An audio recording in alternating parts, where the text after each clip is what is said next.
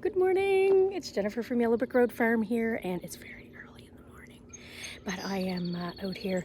I'm whispering because I don't want the sheep to hear me. They're going to start buying for their breakfast, and I haven't done chores yet. So basically, I thought we'd do a little garden tour, guys. It's coming along. It's not fantastic this year, but I'm hearing that from everyone. So I know it's not just me. Although we are on an island, and the temperatures have not been consistently above 15, like, for a lot of days in a row, so cold weather things are doing well. The tomato hoop house is doing well. We're going to go peek at that. Okay, so let me stop talking and we'll get going. First up, I do want to show you my lavender.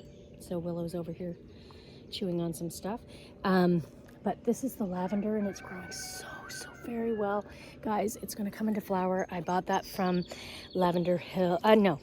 Sherry Irvine. She does the lavender farm in Shelburne. So the cold frame is still going strong. I have carrots and lettuce in there that I've just seeded. So I hauled out everything from the fall. I've just seeded more lettuce. I've got one lettuce hanging on, and then I've seeded carrots over here.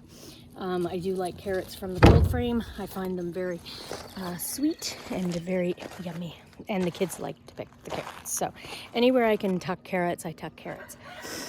You're gonna come over here and I look, you guys. So my sage is in bloom. It's gone to seed, so I'm excited about that. I'll grab some of that seed and seed some for next year. And my lemon balm. That had a late start. I had transplanted it again into another pot. This is what I do. I just move stuff around, and my geranium I just potted up again in this old enamelware pot, and my spearmint's doing well. I have a barrel over there full of chamomile that's coming up well. And this is my booby trap for the chickens and the rabbits. So yeah, we're just gonna move this out of the way, but this is what you do on a farm. You sort of booby trap everything so that it doesn't. So much for being quiet, with the sheep. You booby trap everything so that it doesn't, sort of end up in somebody else's mouth or somebody else pecking at it. So anyway. So we're gonna undo this old garden gate that I got last year or 2 years ago. I can't even remember. This is like the third year for this garden. Yeah, the third year.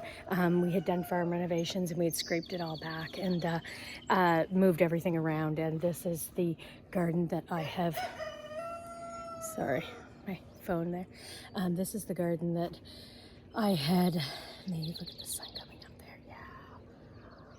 Yeah. I can hear the waves in the distance from the ocean. Oh, you guys, best time of day. Glad you joined me. Anyway, so yeah, we have this garden, and it has just been just a little powerhouse for producing food for our family. So this is a family garden. So keep in mind, it is not a market garden. It is nothing that is meant to be rows and rows and rows of production and a efficient sort of fashion. Okay, so this is my garden where I just sort of tuck things, and I love to watch things grow, and I can see it right out the window when I'm doing the dishes. Part of the reason why I probably don't mind doing dishes is this. So anyway, let's get to the garden. Anyway, got some honeysuckle here. This is sort of my perennial line. I've put in some raspberry bushes. I'm excited about those. They are finally taking off. I finally found a spot that I can sort of tuck those.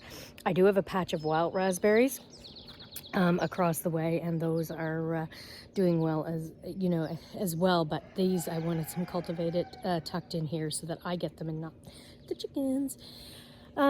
Cabbage is doing really well this year, and they like this spot. So anyway, I have probably about 15 cabbage here, and that will get us through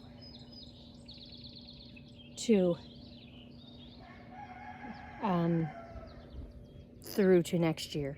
I am going to plant some more at our other farm, mainly for some animal food, but also if we get some out of it, that would be a bonus, and that would be nice to have some extra to make into some different things. So Over here, I have sweet peas, which are finally coming up, and dill. So this whole row here is dill. It's all coming up well. Dill and sweet peas. Sweet peas, for some reason, some of them did, some of them didn't. This whole row did. So I'm going to replant over there some eating peas.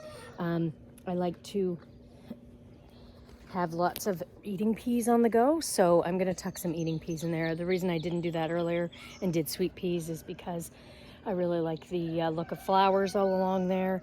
But in the end, you know, sweet peas will take far quicker and be more sort of useful to us.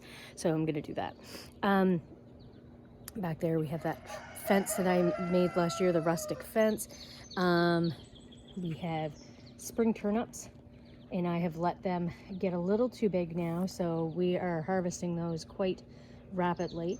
I give the leaves to the sheep, and I have planted another batch of carrots here already in amongst the rows. And so anytime I haul some, I throw some more carrot seeds in, and there we go.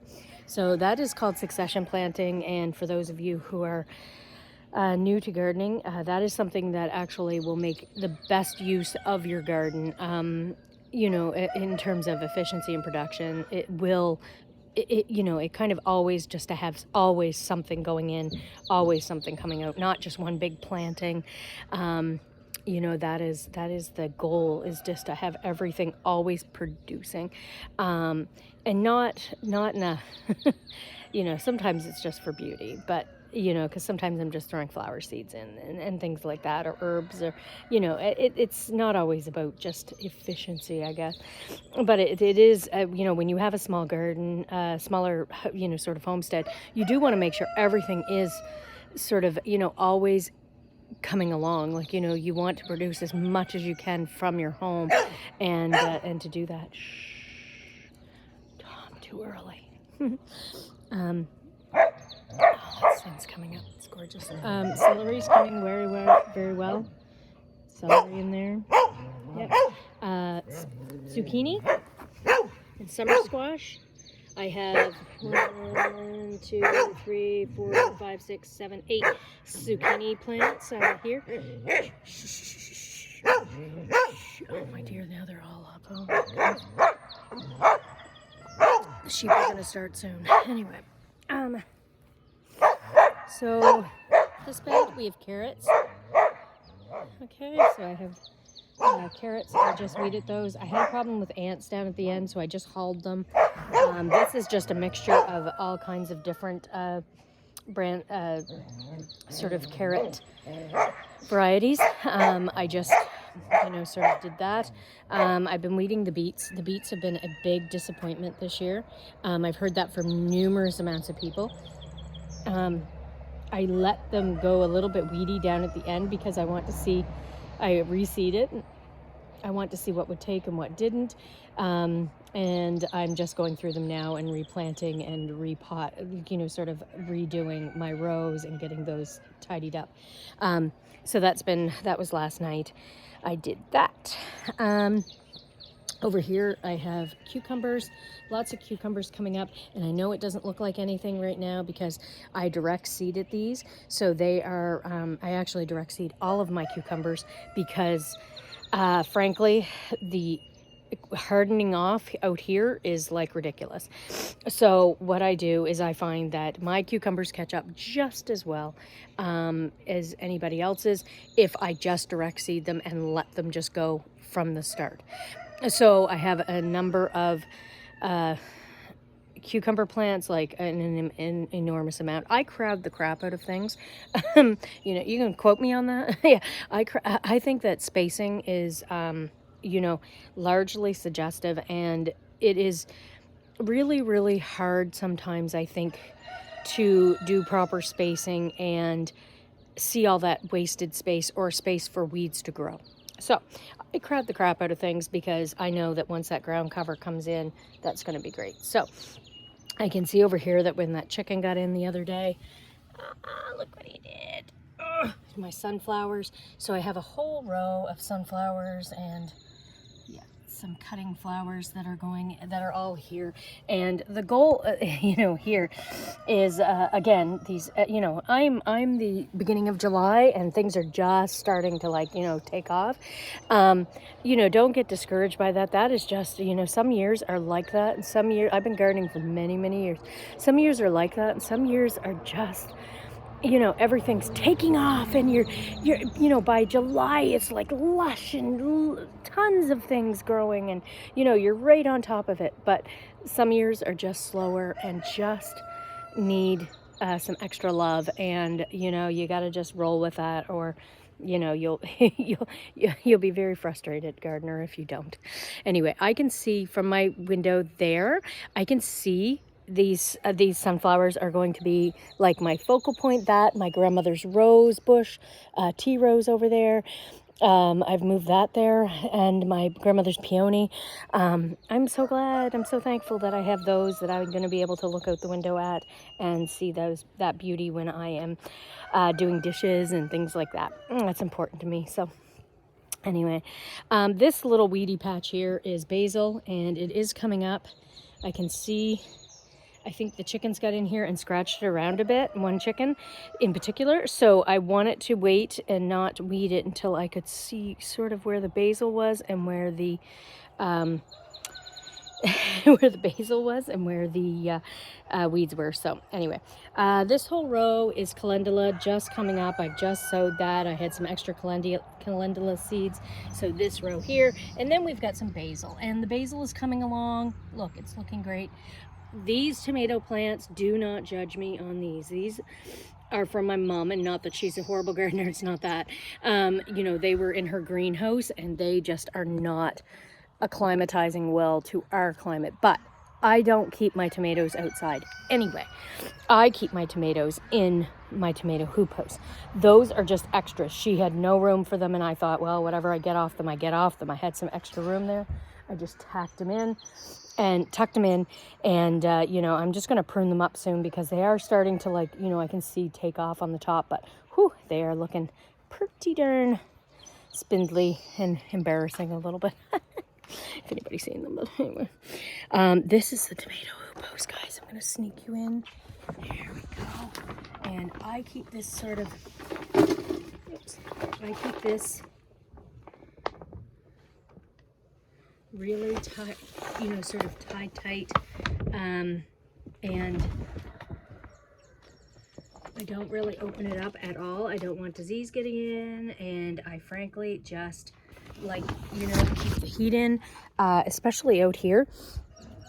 So you can see I've got it taped across the front. Not the prettiest, but you know what? That's okay.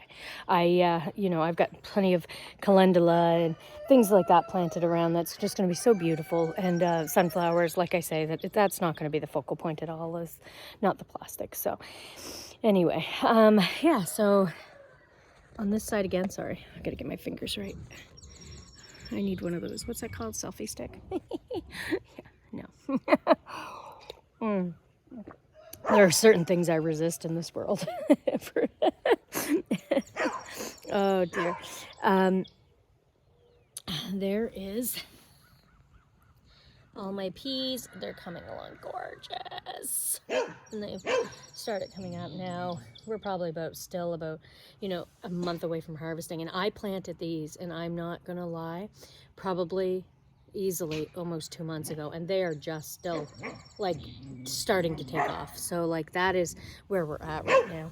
These are baking beans. I believe that they are Gluescap, and these ones are lumberjack, and I just planted those, so they're just starting to take off as well. So that is those. Like I mentioned, beans were horrible this year. I've got more spinach planted there, some arugula down there. This bed currently is empty. I had some things in it that just didn't take well, and I'm going to replant in that bed. Just not sure what yet. So turnip is growing well. Parsnip is growing well. That has been doing well. I have been moving along and transplanting into some of the bare spots. So if things come up and, you know, do well and germinate, and, you know, some years you don't know if they are going to. If they do, I separate them out, thin them out, and do that. These are just regular eating beans. I didn't go too crazy with those at all because I still have so many from last year. Last year was just one of those years where it was last year was just one of those years where it was a beautiful bean year, and I was able to get tons last year, and I've still got quite a few canned. So I am not going to go too, you know, feel too badly about, you know, sort of bean production. I think I did 4 or 5 rows there, and you know, the yellow ones are doing well. I've had to replant the green ones. You know, I've got a nest of robins in my garden too, and I don't mind sharing, but I think they're taking, like, you know, she's been picking and choosing some seeds out of my garden and just, you know, sort of going with that. So right here, this was a late planting, so I've planted beets all again here. They're all coming up. I can see them all germinating, and over here is some more onions. So I have done, we haven't got to the onions yet, but I will. We're gonna go over there. I've got squash plants, so you can see the squash plants are coming up. Owen helped me plant those. Those are all doing well. I got about 15 to 20, yeah, probably about 15, 20 squash plants coming up, and that's good. So over here is wool. And a lot of people are like, what? Why is there wool in your garden? Okay, so wool is basically a deterrent for slugs, but it's also a mulch. So it can also suppress weeds. So that's what I did, was I had some spent wool, and I tucked it all around, like around this tree and sort of around over here. This is my sluggy area. It's where they get in. It's kind of wetter. It's kind of more swampy. So I decided that I was going to, you know, stick some wool over here. Currant tree I transplanted from my grandmother's, just a seed, just a, you know, sort of little sapling that I took off, and that's doing very well. So I'm pleased about that. More cucumbers. I have done a ton of cucumbers over here, and they are all just starting to germinate. Like, this is what I mean. Now this whole section here is runner beans, zinnias, and chamomile, and that goes the whole way around the garden. So I've done a whole border of that, and that's going to be beautiful come July. Purple king tut peas, and you can see these ones are doing much better than the other ones. So they are, you know, getting, and some of my peas are actually even flowering. So, you know, it's good. So yeah, so that's about it over here. Oh yeah, this is a big fail. Okay, so this is the sort of trellis that I wanted to do with peas this year, and yeah, it's just a big fail. But anyway, so next year I'm just gonna, you know, that's the second year in a row. Last year I tried to do beans, they were a big fail there.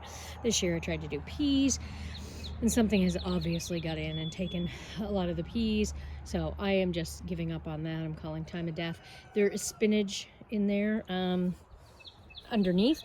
The goal was to have the peas shade the spinach to keep it from bolting during the summer. So there was a method to my madness.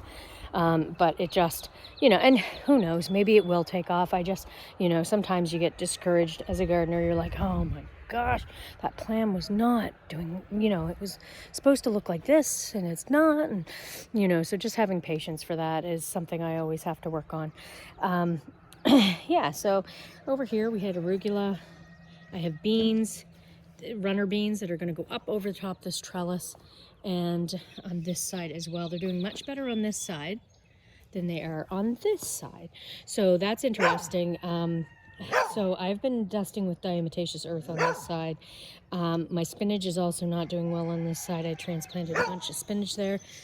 Tatsoi is doing okay, but I can see like yellowing leaves, and just, I don't know, it's coming, but it was transplanted. But I don't know, guys, it's been just a funny year.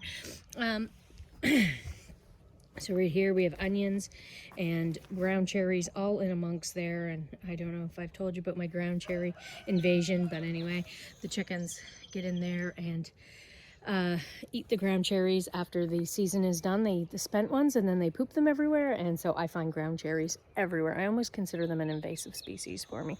Anyway, but I have given away as many transplants as I can. So now I'm just weeding them out. And these are pine berries. What I have is transplanting them over here. So I made a raised bed for them and just keep transplanting them over here. And I think what that will do is allow me to have a little more control over the pine berry situation. So I never did get rid of this tree. I was supposed to get rid of this tree and that tree down there, and that just didn't happen this year. So I will hopefully get that done next year. That's what good gardeners say every year. Next year. What do I have here? Oh, peas and nasturtiums all in a pot. You know, give some vertical height over here. I just like to kind of mix it up. There's horses. I have my my asparagus has gone to fern. You know, so I let that happen when the stalks aren't very big. I just let the thin ones go up and I don't cut them off. I just let them go up and fern out, and that creates like thicker stalks for the next year. So that's what I try to do. Sorry, hand cramp. Of course, borage. I have borage to spare. So I have borage everywhere, which is a great pollinator, and that's great. So I'm happy about that. I've got calendula coming up in here, some marigolds as well for when this asparagus is completely spent. So that one I let go to seed. Frankly, we've eaten our fill of asparagus, and it's not something that I freeze or can. Technically, we've never had really enough to do that. It's just kind of at the end, but look at that. That has all gone. It's going to seed. Yeah, pretty cool. Over here, some more peas, and you can see that they are going to flower right now. So that's kind of fun. Garlic. Oh, garlic galore. So I've got probably about 150 bulbs of garlic planted here. The horses have chewed off the tops of some of them. You can see how this row in here near the ponies is definitely shorter than this row over here, and that's okay. I just let them. I mean, you know, it's not really going to hurt too much. If anything, it's going to make my bulb production a little bigger, so you know, it's never hurt. I still have to get mulch down on that area over there with all the cardboard. I'm hesitant to put mulch down too early. I'm kind of trying to see, so I'm just using cardboard for weed control right there, you know, kind of keep it nice and flat. I'm just wondering about ants with mulch. You know, it's been dry. I hate to introduce something else that the mulch, you know, can harbor ants and things like that. So I'm just holding off a little bit on that. This is a whole, you know, 4 or 5 rows of sunflowers. Beautiful, beautiful sunflowers, and of course potatoes. I have tons of potatoes, always, and because they are one of our main staples, main crops. So these ones went in later. Those ones over there, those taller ones that are ready to flower, those were Norlands. They were early. I had a problem with red potatoes last year. I've been looking at these. They look good. This year, we've actually been harvesting some off the edges.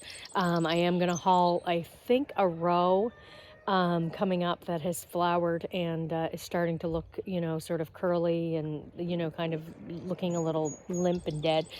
So I think I'm going to haul those and get some more potatoes put in for late season. So like I say, always sort of tucking into the small spaces and the empty spaces. So this space here is empty right now. I am going to throw some more. I just bought some more seed. Onion sets, sorry, and I thought I would do that. These need to be weeded. Yes, garlic is constant because it does border the horses. So this is another row. This is another bunch of carrots. So there, I've got carrots in, and like I say, I tuck them everywhere, and it's good. So yeah, so then we come over to The borage, look at that. So I'll harvest that for tea. I'll harvest it for tinctures as well. So I take the beautiful flowers. They have a beautiful, beautiful flower, and I will harvest that. I will harvest that for and dry them and put them into tinctures and things like that. It's just vodka. Now my chives have gotten sort of overgrown here, but I've got to go through them and weed. That's the way it always is. This is a pretty purple flower that comes up every year. And down here I have some herbs, more herbs, oregano, golden oregano. My mint is like, holy. I had other things planted in here. The mint just took over it, which it will. So I'm very careful at hauling out roots and trying to make sure that I harvest it, accordingly. It's due to be harvested again because it's quite, I hang bunches of it in the barn and dry it for the chicken coops in the winter, and also in the, for teas and baths and things like that. Oh, look at that sun. It's gonna be a nice day. I'm gonna go up to the other farm today, and I've got some things to do there, but right now I'm gonna get to my chores and get those done. These onions have done extremely well. They liked it cool, right? So onions, which I'm surprised the peas aren't doing well, so it makes me think that it might be the location over there as well, because peas do really, really well usually in the cool. So I may try it, like I mentioned, another section of peas somewhere else, because the other ones do seem to be doing well. So I think maybe there is just, there's something in, because the beets, everything was a little slow over there. So, these are just observations you make in your garden every year. And, I practice crop rotation and I turn everything around. So anyway, that's just something that we have to always be mindful of. So anyway, it's been a great year. Regardless, I know, my husband had some health challenges. There's been some things that have, gone on. My grandson was had some health challenges as well. And, but in the end, I'm very thankful for where we are right now with the garden. I sometimes get discouraged, like every gardener does, like, oh, this is not doing well. This is, I do not mean to complain. I have the means to feed myself. I have hands that, I can work at. I'm in great health. I just had a doctor's appointment yesterday, and I'm fine. I'm great. So, everything's great with me. So I am very, very thankful that I have the means to do that. And, and that I am, by no means complaining about, sort of these little bumps and bruises in my garden that, bumps and humps, I guess, that happen. These things happen, but in the end, I have a good plot. I have seeds to grow with. I have, hands to weed with, and, I have the knowledge to get through these garden trials. And, it will, this too shall pass with everything in the garden. And, come August, I'll be like, oh my gosh, I'll be so thankful for everything that comes onto my table, and and comes at, it's important not to compare yourself to others as well. So, because I find that, right now, if I look at a garden that's in a different zone or with a different climate, and they're doing so well and they're starting to harvest, that's just not even a fair comparison. That's like apples and oranges, right? Like, because it is not fair for it to, for me to compare different climates, different growing seasons. We're on an island, a very cool island, and and I just do the best I can with getting things into the ground and growing all the food that we can. We have a very beautiful fall though too, so we can go right into fall with this, and I'll keep succession planting and keep getting things in and out of my garden, and we produce an amazing amount of food from this. Probably about a sixth of an acre, probably about 1/6 of an acre or so. yeah, and so we plant, this garden full, and we're very blessed for everything that we get out of this garden. So, take heart if you're new to this. That every year you'll get better and better, and just and that's what I look forward to is growing as a gardener, and growing my spirit to for that wisdom to not compare myself to others. Anyway, take care, everyone.